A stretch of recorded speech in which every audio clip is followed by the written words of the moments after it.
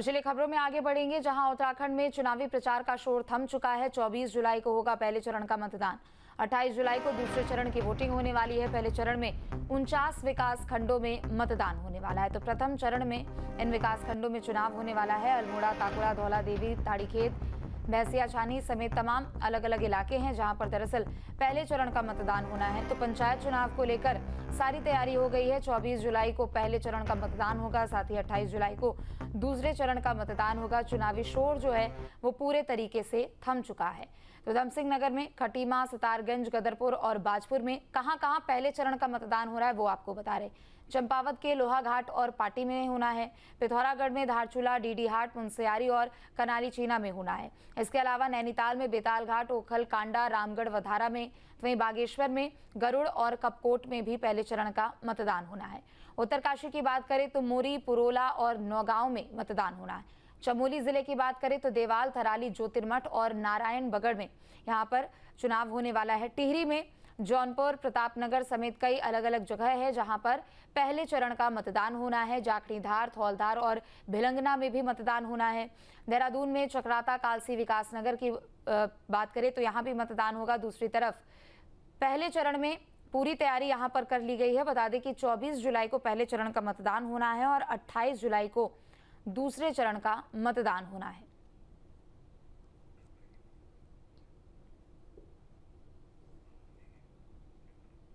तो 24 जुलाई को होने वाले मतदान को लेकर प्रशासन ने पूरी तैयारी कर ली है। बारिश के मद्देनजर संवेदनशील जगहों पर एसडीआरएफ और एनडीआरएफ के जवान भी तैनात किए गए। चुनाव शांतिपूर्ण तरीके से संपन्न कराने के लिए प्रशासन पूरी तरह से तैयार है।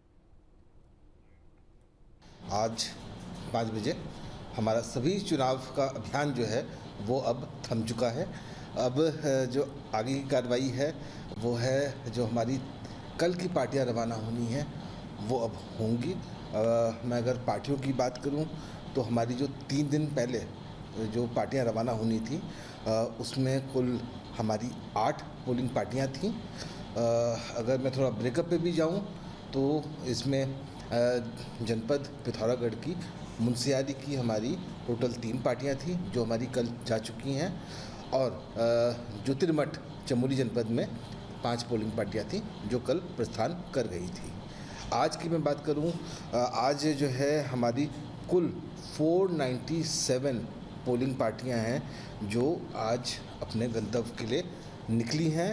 उसकी रिपोर्ट भी हम लोगों को प्राप्त हो चुकी है। अल्मोड़ा में पंचायत चुनाव को लेकर सभी तैयारियां पूरी कर ली गई है। पहले चरण में 24 जुलाई को 6 ब्लॉक के 649 बूथों पर मतदान होंगे, तो दूसरे चरण में 28 जुलाई को 5 ब्लॉकों के 632 बूथों पर मतदान होगा। पोलिंग पार्टियां 23 जुलाई को सुबह 8 बजे बूथों के लिए रवाना होंगी। बारिश और आपदा की आशंका को देखते हुए 74 जेसीबी मशीनों को भी तैनात किया गया है। पोलिंग पार्टियों को वाटरप्रूफ बैग दिए गए हैं और भूस्खलन वाले इलाकों में मजदूर लगाए गए हैं। इस विपरीत मौसम में चुनाव कराना निश्चित तौर पे काफ़ी बड़ा कार्य है, लेकिन जनता और कर्मचारियों के सहयोग से हम लोगों को उम्मीद है कि निष्पक्ष और निर्विघ्न तरीके से पूरा करेंगे। और जनपद में 9,800 से अधिक पदों पे चुनाव हो रहे हैं। फर्स्ट चरण में 649 पोलिंग पार्टियाँ हमारी जा रही हैं, 649 बूथों पे चुनाव हो रहे हैं और 2,38,000 से ज़्यादा मतदाता इसमें वोट करेंगे। 6 ब्लॉकों में हमारे पास चुनाव है। 2 ऑब्जर्वर की नियुक्ति हो चुकी है। हम लोगों ने जनपद के रोड खोलने के लिए 74 जेसीबी की व्यवस्था की है। इसके अतिरिक्त पोलिंग पार्टियों को हम लोगों ने वाटरप्रूफ बैग्स भी दिए हैं। जहां पैदल रास्तों में दिक्कत है वहां 2-2 मजदूरों की व्यवस्था की गई है। तो देवभूमि में चुनावी शोर थम चुका है। विकासनगर के प्रचार के अंतिम दिन प्रत्याशियों ने पूरी ताकत झोंकी, तो वहीं दूसरी ओर पोलिंग पार्टियों को भी रवाना कर दिया गया है। 24 जुलाई को पहले चरण के लिए मतदान होंगे। कालसी और चक्राता के लिए पोलिंग पार्टियां रवाना हो चुकी है। 44 पार्टियों की रवानगी गई है। जो भी दूरस्थ क्षेत्र हैं चक्राता और त्यूरी के, वहाँ पे हमें आज पार्टी रवाना कर दी है।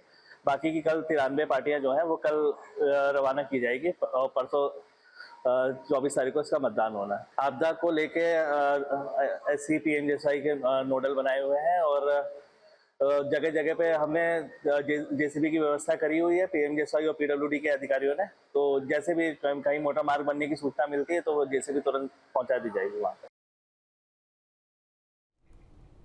खबर रुद्रप्रयाग से है, जहां मतदान के लिए पोलिंग पार्टियां रवाना हो चुकी है। 67 पोलिंग पार्टियों को रवाना किया गया है। 24 जुलाई को पहले चरण का मतदान होना है। तो रुद्रप्रयाग से बड़ी खबर आपको बता दें, जहां 24 जुलाई को पहले चरण का मतदान होगा और ऐसे में पोलिंग पार्टियों को रवाना कर दिया गया है। 67 पोलिंग पार्टियां रवाना हो चुकी है। तो बड़ी खबर रुद्रप्रयाग से, 24 जुलाई को पहले चरण का मतदान। तो पंचायत चुनाव में डिग्री कॉलेजों के प्रोफेसरों को भी ड्यूटी पर लगाने को लेकर हाईकोर्ट में सुनवाई हुई। कोर्ट की सिंगल बेंच ने कोर्ट के पुराने आदेश के आधार पर याचिका को खारिज कर दिया। बता दें कि कई डिग्री कॉलेजों के प्रोफेसरों ने उच्च न्यायालय में याचिका दायर की थी, जिसमें उन्होंने मांग की थी कि वो प्रथम श्रेणी के कर्मचारी है, इसलिए उनकी ड्यूटी चुनाव में नहीं लगाई जा सकती है। कोर्ट ने अपने आदेश में कहा कि जिनकी ड्यूटी लगी हुई है वे ड्यूटी करेंगे।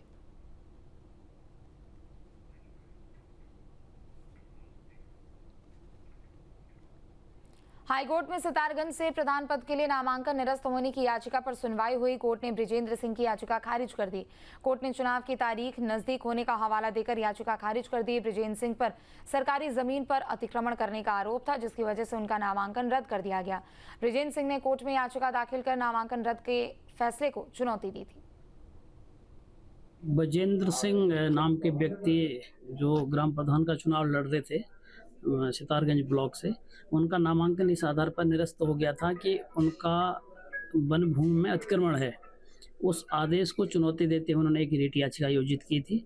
आज जिस पर सुनवाई हुई, माननीय न्यायालय ने सुनवाई के बाद ये पाया कि क्योंकि चुनाव की तिथि बहुत नज़दीक है, इसलिए अभी इस स्तर पर किसी तरह का हस्तक्षेप करना अनुचित है।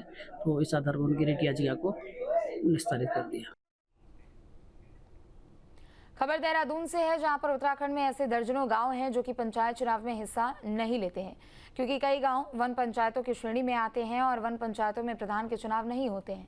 ऐसे में पंचायत चुनाव के दौरान ग्रामीण सिर्फ मूक दर्शक बने हुए हैं, जो चुनाव में ना वोट कर सकते हैं और ना ही चुनाव में शामिल हो सकते हैं। ऐसे ग्रामीणों की संख्या लाखों में है।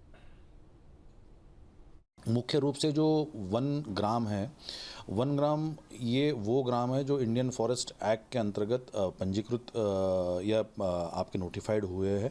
यहाँ पे ये फॉरेस्ट में होने के कारण उस समय में ये व्यवस्था 70 साल या 80 साल पहले की ये पुरानी एक व्यवस्था है।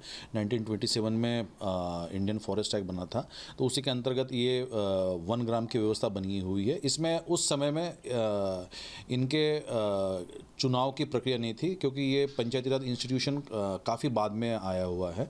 इसीलिए वो जो लोग ऐसे हैं जो वन ग्रामों में रहे हैं, लेकिन उनके वोटर आईडी बने हुए हैं, उनके पासपोर्ट भी बने हुए हैं, उनके सभी जो अधिकार उसे संपन्न हुई है।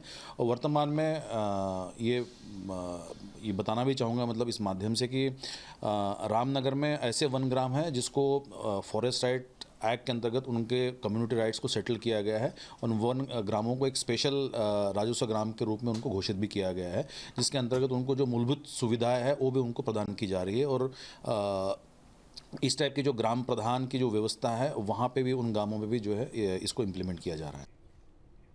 तो देश भर में सावन शिवरात्रि की धूम है। सीएम धामी ने भी प्रदेशवासियों को बधाई दी है। प्रदेशवासियों को पवित्र श्रावण मास की शुभकामनाएं दी है। तो देश भर में सावन शिवरात्रि की धूम नजर आ रही है और ऐसे में मुख्यमंत्री पुष्कर सिंह धामी ने ट्वीट करके प्रदेशवासियों को बधाई दी है। एक तरफ ट्वीट है आपके सामने, सीएम धामी ने ट्वीट करते हुए लिखा है कि पवित्र श्रावण मास की शिवरात्रि की शुभकामनाएं।